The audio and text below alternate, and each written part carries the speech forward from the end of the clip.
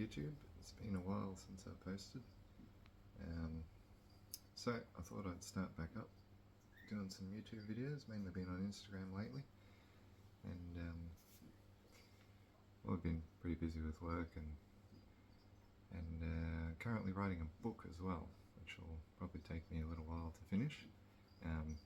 Obviously it's on kind of socializing and training monitors, monitor language. So this little guy here, he is just under a year old, so he hatched late last year. He is massive for that age, in my opinion, and compared to all of his siblings. But he did start off like twice, maybe 3 times the size of all of his siblings, and we held this one back as well as the size, but the like the blacks, the deep blacks on him, we really want to kind of cultivate and keep going. And he was the I do have a problem with keeping them back a lot of the time. They're just such spectacular colours, the lace monitors. He's a bit nervous with my talking, but it's just before work, just getting a bit of handling onto him. He's doing pretty well.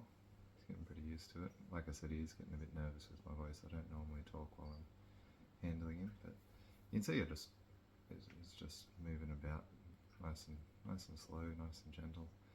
But his tail's not curled. He's just wandering about, exploring. His tongue's flicking well.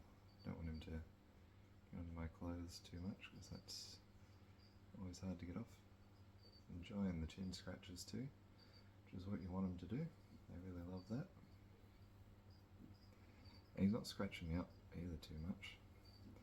We don't trim their claws, as you guys know. They need them for their moving about. But yeah, this guy's a beast. He's gonna be massive when he gets older. And I'm gonna assume he's a male just because of how big he is so quickly, but won't know for a little bit.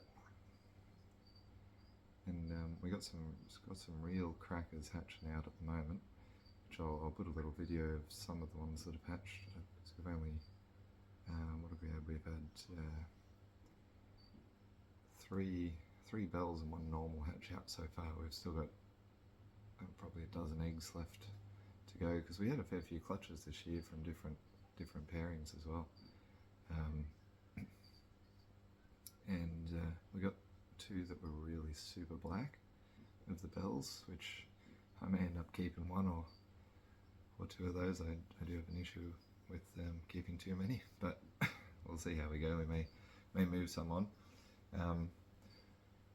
But yeah, I'll put a video of those up. And we also got a really nice, really light one. But none of those hatchies are from our old pairing. They're from like a new pairing. So to get these really nice colours out of them. So like when I say new pairing, it's like a different male with some of the females that we've bred back. So it is kind of from our old pairing, because the females are, but a bit of new blood in there. But yeah, the stunning colours on them. And yeah, it's really hard to move on any of the ones that get stunning colours. And they all team up really well. Like this guy, he's, like I said, he's nearly a year old now, and haven't really done too much with him apart from don't jump on my face, buddy. Yeah, haven't really done too much with him.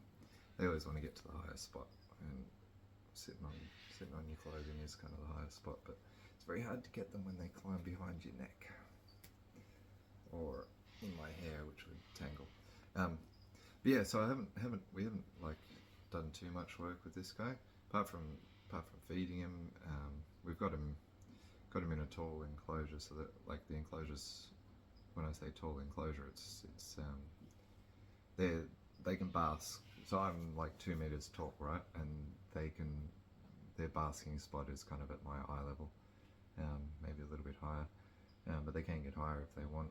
So the enclosure is pretty high up, which does help them. And whenever we clean the enclosures, when we're training them up, we try not to pull them out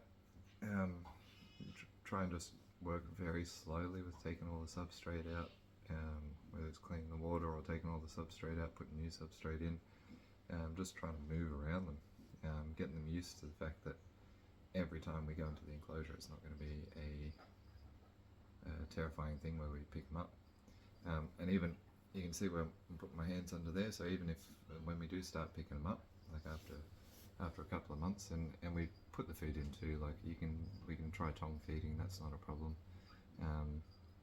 Like put the food in on a tray, tongue feeding, whichever way you want to go about it. You can do a mixture of both. Neither of those really stress them out too much. I don't have anything wrong with the idea of leading them out onto your hand with tongs and food, but I don't generally encourage our goannas to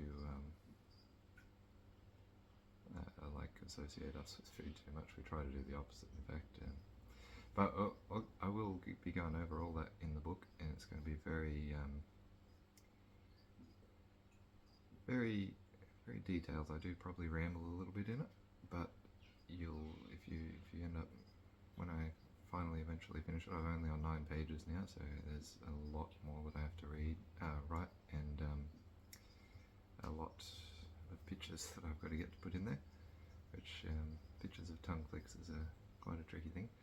But yeah, it should help a lot of you guys tame down your monitors. But yeah, so we, like I said, we don't do too much with them at the start, and then once they're much more used to us, we can just kind of slide a hand underneath them and lift them out. If you treat them the right way, they'll be kind of really socialized and tame, whereas if you handle them roughly and you try to manhandle them or control them in that regard, one that's like this, that's really social, will come across as very aggressive and not tame at all. So it's all how you handle them. We've got other videos on, like I've got other videos on YouTube that you can check out as well on how to do it, but laces, as you guys know, are definitely my favourite, and it's like Christmas whenever they start hatching, because it's better than opening a box of Pokemon cards, isn't it? You get to see all the new colours that pop out and see what's going on, and then even down the track when you get to work with them like this and socialise them up and start forming your bond with them, it's just the best, definitely the best. So I haven't got a name for this guy yet, but gotta think of a cool dragony type name for him. But yeah, that's about 1,000 ums in that video, but we're back to YouTube, and hopefully I'll be able to make a few more bits of YouTube content more regularly to post up.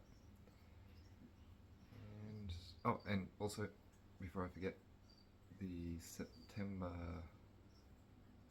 1st is the second Penrith Reptile Expo for the year, and we will be there with all our zoo animals, and also Kaylin, my colleague, will have a table there, and we'll probably have some baby lacies and baby, I'm assuming, a couple of different types of pythons on there too. So I'll leave that up to Kaylin to decide which ones of those are going, but we'll definitely have some baby lacies there. So as well as you can see Big Slice and all that. It's at the same place as usually is in Penrith, but you can always shoot some meshes and ask, and I'll put a link to it in the whatever comment section for the YouTube peoples to have a look at. Yeah, so have a good day, everyone. See you next time.